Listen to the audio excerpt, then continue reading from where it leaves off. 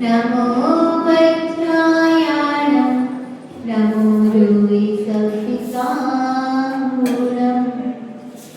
तेरी छत्र छाया भगवत मेरे सिर पर हो मेरा अंतिम मरण समाधि तेरे पर हो गुरु से मुझको मिला है कितना क्यों इतना सोचूं मैंने कितना किया समर्पण बस इतना सोचूं सेवा और समर्पण गुरुवर बढ़ते क्रम पर हो मेरा अंतिम मरण समाधि तेरे दर पर हो।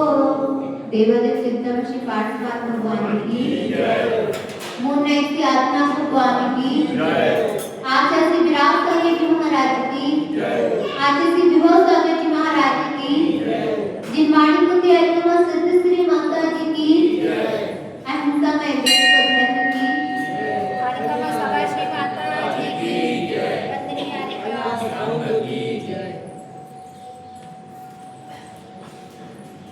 कहते हैं कि क्षमा सबका जो क्षमा है वो क्या होता है वीरों का आभूषण होता है और जिसके पास क्षमा नहीं है वो कैसा है कायर है जिसके पास दूसरे को क्षमा करने की कला नहीं है वो कैसा है कायर के समान है। इसलिए हमेशा आपको वीर बनना है। वीर हो कि नहीं हो आप लोग दूसरे को क्षमा करते हो तो कैसे हो आप लोग क्षमा वीरस्य भूषणम क्षमा वीरों का आभूषण होता है। इसलिए हमेशा कभी भी महाराज जी माता जी को आपने देखा पुराने सतियों को आपने देखा उन्होंने क्या किया है दूसरों को क्षमा किया है इसलिए वो जाके आत्म पूजिता को प्राप्त है।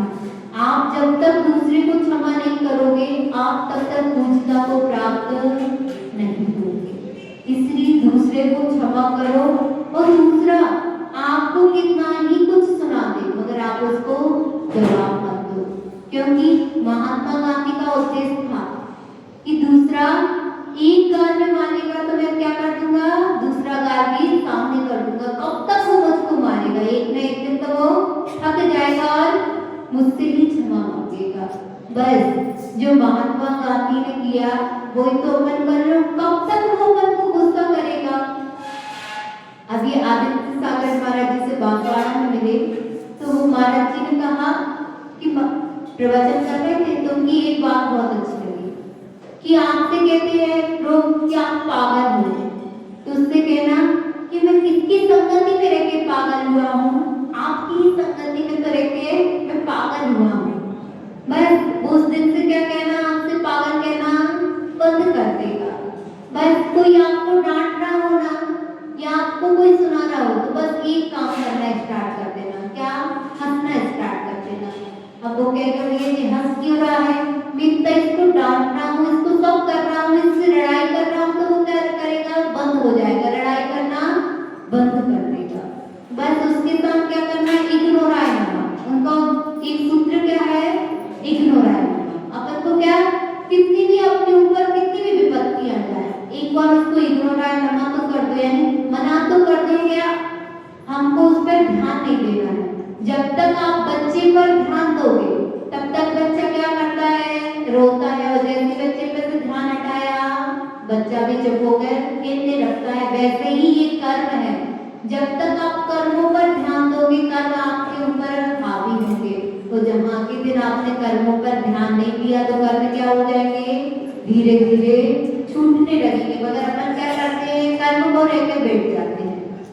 अब किसी का सिर दर्द हो रहा है और अगर सिर दर्द पर वो ध्यान ना दे तो उसका सिर कितनी देर तक दुखेगा 2 मिनट तक 3 मिनट तक और उससे ज्यादा नहीं हावी होगा और वो सिर लेके बैठ जाए हमारे मेरा सिर दुख रहा है तो और ज्यादा उसका सिर दुखने लगता है कि नहीं लगता है। बस उसी प्रकार से आप सोचो कि हमारे ऊपर और हावी हो जाएंगे, होंगे क्या नहीं? आप सोचते हो ना कि हमारी इससे लड़ाई है, जैसी भावना प्रेरित करते हो वैसा अपन को वो इंसान दिखने लगता है। आप उसको अच्छी दृष्टि से देखोगे तो वो इंसान आपको कैसा दिखेगा? अच्छा दिखेगा, और उसको ही आप बुरी दृष्टि से देखोगे तो बुरा बुरा दिखेगा। इसलिए कभी भी अपने आप को तो बुरी दृष्टि से देखो, मगर दूसरे को कैसा देखो? अच्छी दृष्टि से। और अगर आप अपने को बुरी दृष्टि से देखोगे तो अपने ही प्रति कैसे हो जाओगे? हीन भावना आने लगेगी। इसलिए कभी भी किसी को भी और अपने को भी कभी कम नहीं समझना कि मैं तो उससे ज्यादा पढ़ ही नहीं सकता, मुझे तो कभी याद हो ही नहीं सकता है। ये अपन सोचते ना, अब तो हमारी 40 से ऊपर एज हो गई, अब तो हमको याद होगा ही नहीं। आपसे पूछ लिया जाए कि आपके बेटे की 10 साल पहले शादी हुई थी और फलाने कितना लिफाफा दे के गए थे आपको याद रहेगा कि उसको मुझको क्यों याद रहेगा? क्योंकि मुझको उससे डबल देना है, ज्यादा ना पहुंच जाए उसके पास पैसा, इसलिए आपको वो चीज सब याद रहती है। फलाने ने मुझको क्या दिया था और किसको क्या वापस करना है, रहता है कि नहीं रहता है? याद रहता है।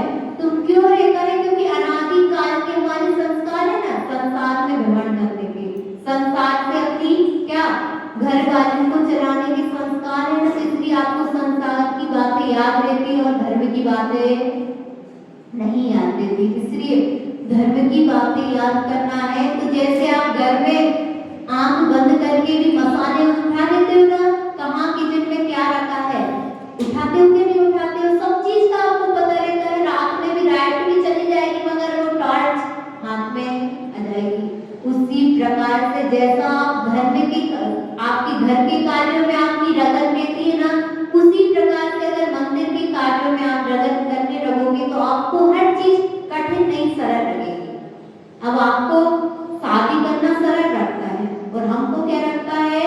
सबसे ज्यादा कठिन कार्य क्या है?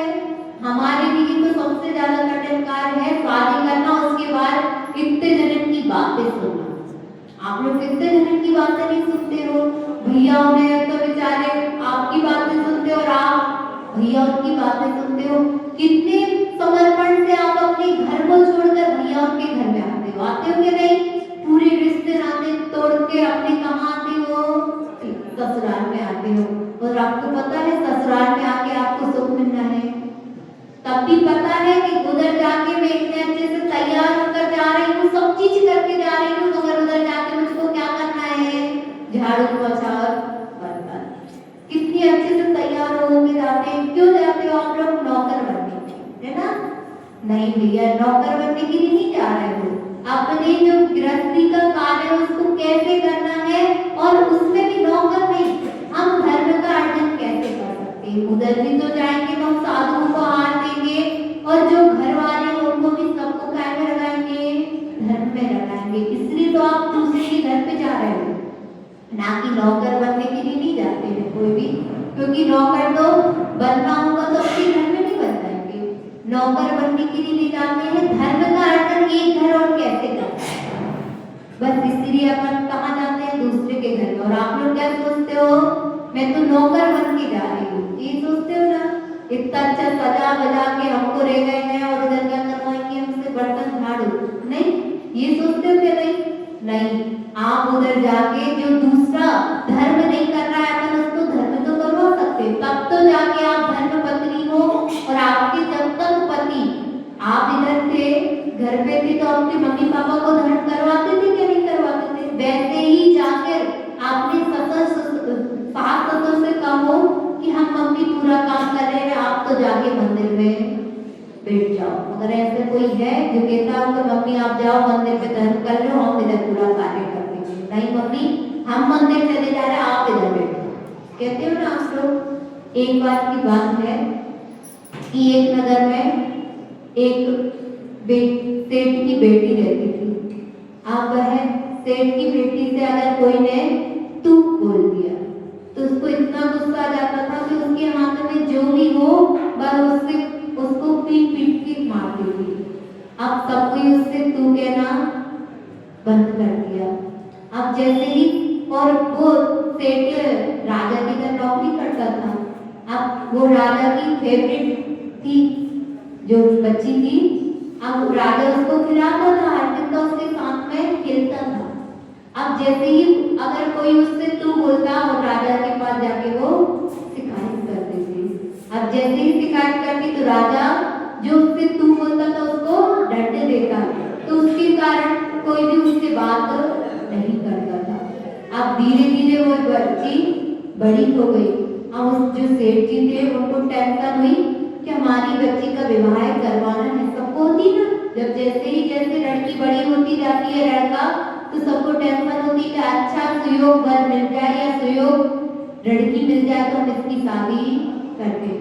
वैसे ही उसको सबको टेंशन हो रही थी कि ये बच्ची की शादी करना है और कहाँ होगी इसकी शादी।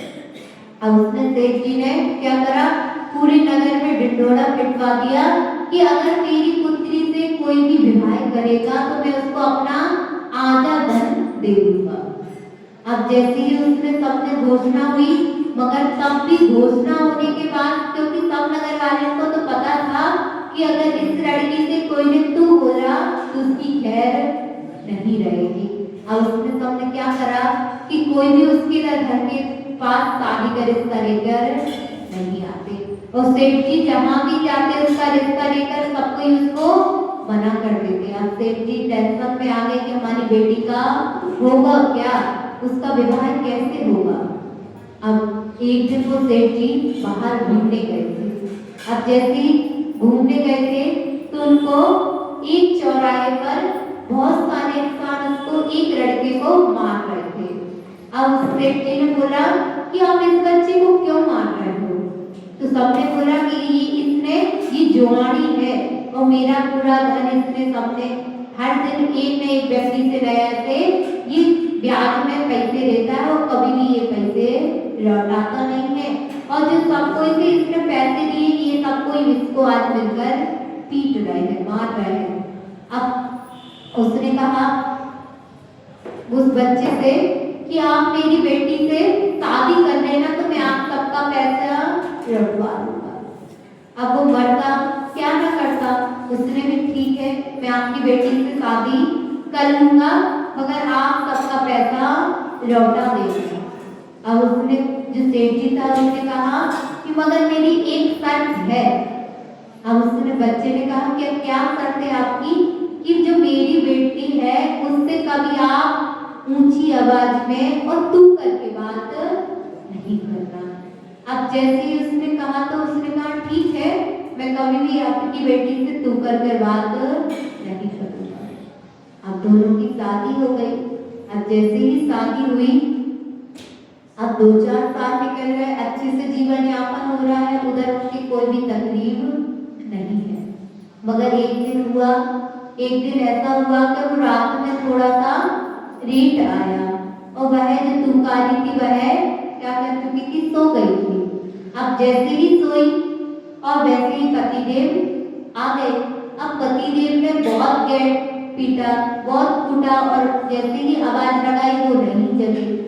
उसकी तेज नींद लगी थी, जैसे कभी कभी आप लोगों की लग जाती है ना किसी चीज का भी होश नहीं रहता है, वैसे ही उसकी भी नींद लग गई। अब जैसे ही नींद लगी और पतिदेव आए, पतिदेव ने बहुत तेज गेट कूटा, चिल्लाए कि आप और जल जाओ। अब क्या कहता, एक बार उसने कह दिया कि तुम जगती हो क्या? जैसे ही तुम कहा और उसकी नींद खुल गई। अब जैसे ही नींद उसकी खुली और वैसे ही उसने सब जितना गहना रखा था उसके घर में तो सबको पहना और घर से बाहर निकल गई। अब जैसे ही घर से बाहर निकली उसके पीछे पीछे उसका पति भी उसके पीछे चिल्लाता जा रहा है कि आपसे मैं कभी भी तू करके बात नहीं करूंगा। मगर वह गुस्से में थी और उसकी बात नहीं सुनती और जंगल में चली जाती है। अब जैसे ही जंगल में जाती है तो अब अच्छे से गहना पहन के गई थी तो डाकुओं ने उसको पकड़ लिया। अब जैसे ही उसको डाकुओं ने पकड़ा तो उसका पूरा गहना उतार दिया। अब जैसे ही उसका गहना उतारा और उसको कहा एक रंगेजवार के दर बेच दिया। अब जैसे ही रंगेजवार के दर बेचा तो रंगेजवार का काम क्या होता है, कपड़ों को रखना। अब जैसे ही उसको बेचा तो उसको दिन में तो अच्छा हष्ट पुष्ट करते हैं, छप्पन व्यंजन खुआते, और रात में उसको जो गौच रहती उसको चिपका के उसका पूरा खून निकालते, और खून निकाल के क्या करते, उसके पूरे जो खून से क्या करते थे, कपड़ों को रखता था। अब दो प्रकार के कपड़े रखे जाते, एक तो रंग से और एक खून से। तो वह क्या करता था, खून से कपड़ों को रखता था, दिन भर खिलाता और रात में उसका पूरा खून निकाल देता। अब ऐसा करते करते उसको 2-3 साल हो गए। अब वह जो लड़की थी धीरे धीरे, अब आप कितना भी खिलाओ और रात में उसका खून निकालोगे तो क्या वो स्वस्थ रहेगी क्या? उसकी मानसिक हालत बिगड़ने लगी। वह स्मृति जो उसकी स्मृति थी वह भी वो भूल गई कि मैं कहाँ से आई थी और मेरा नाम क्या है। अब वह एक दिन उसका भाई उसको ढूंढते ढूंढते उसी दुकान पर आया, और उसी भाग से उस दिन वो दुकान पर वो ही लड़की बैठी थी। अब जैसे ही वो आई, भैया आया तो उसने देखा कि ये तो मेरी बहन जैसी लग रही है, मगर उसकी हालत इतनी बेकार हो गई थी कि उसका भैया भी अच्छे से उसको पहचान नहीं पा रहा था।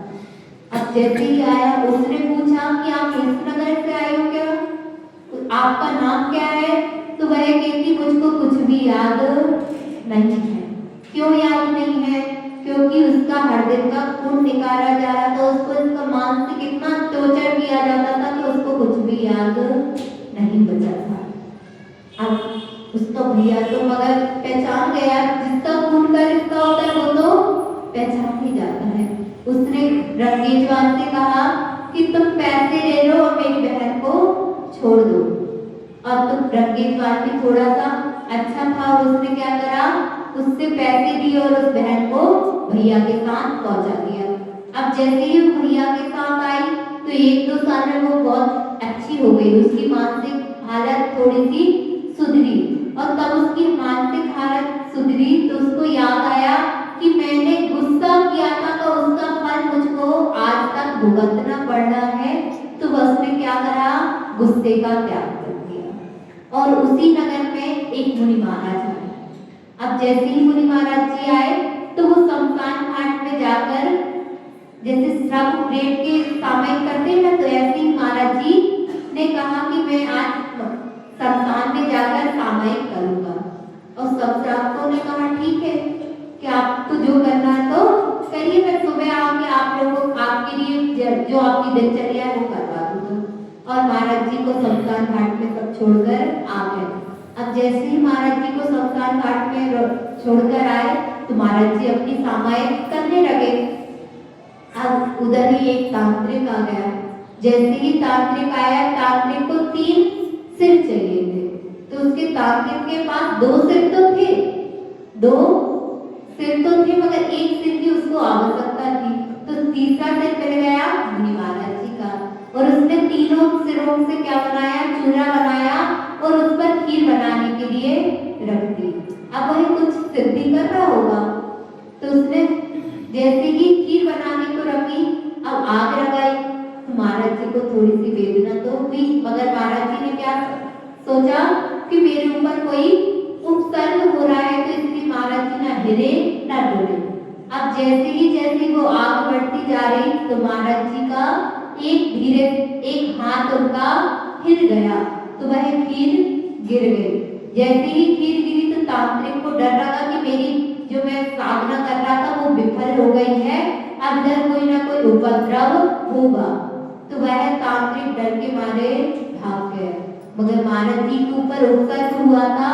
जो जैन साधु होते हैं वह क्या करते हैं, उपसर्ग होने के बाद ना उस जगह को छोड़ते हैं ना उधर से उठते हैं। अब मुनि महाराज जी वहीं पड़े रहे, उनको इतने जल गए थे कि उनका शरीर आधा से ज्यादा जल गया था। अब वह डरे रहे। तो वे श्रावक श्रेष्ठी लोग आए, उनने देखा तो उनको महाराज जी को धर्मशाला ले गए। अब जैसे ही धर्मशाला ले गए, अब सब वैद्यों को बुलाया गया, सब वैद्य आए, मगर महाराज जी को कोई भी स्वास्थ्य में लाभ नहीं हो रहा था। अब एक वैद्य आया, उस वैद्य ने कहा कि एक तेल ऐसा है रक्ष आदि तेल, वह तेल अगर मुनि महाराज जी को लगा दिया जाए तो मुनि महाराज जी अच्छे हो जाएंगे। अब सबने पूछा ये तेल कहाँ मिलेगा? तो उसने कहा कि आपके नगर में ही एक ऐसी कन्या है जो ऐसा तेल बनाती है, रक्ष आदि तेल, आप उसकी दर से वो तेल लिया तो वह महाराज जी जल्दी से स्वस्थ हो जाएंगे। वह तेल बहुत महंगा है, उसको सावधानी से लेकर आना। अब जैसे ही वो एक कन्या कौन थी? तुकारी।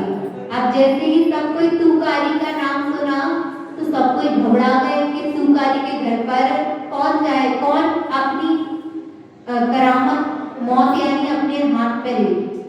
अब सब कोई ने मना कर दिया, मगर एक श्रावक श्रेष्ठी थोड़ा भैया व्यक्ति में ज्यादा संलग्न था। उसने कहा कुछ भी हो जाए मगर मैं महाराज जी को ठीक करूंगा। और वह तुकारी के घर पर गया।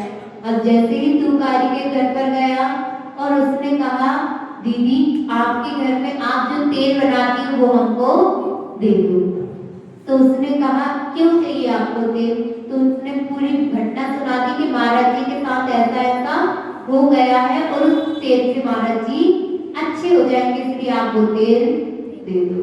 अब जैसे ही कहा तो तुकारी ने कहा कि जो घर के ऊपर पहले के पुराने घर नहीं होते थे उनके ऊपर एक मचारी बना देते थे, वैसे ही उसके ऊपर सब मटके भरे तेल रखा है, आप उठाकर वो तेल मिलाओ।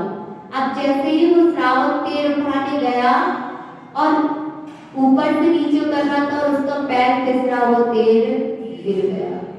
अब जैसे ही तेल गिरा तो उसको डर लगा कि तुकारी पूछना कह ना दे और कुछ हमको सुना ना दे।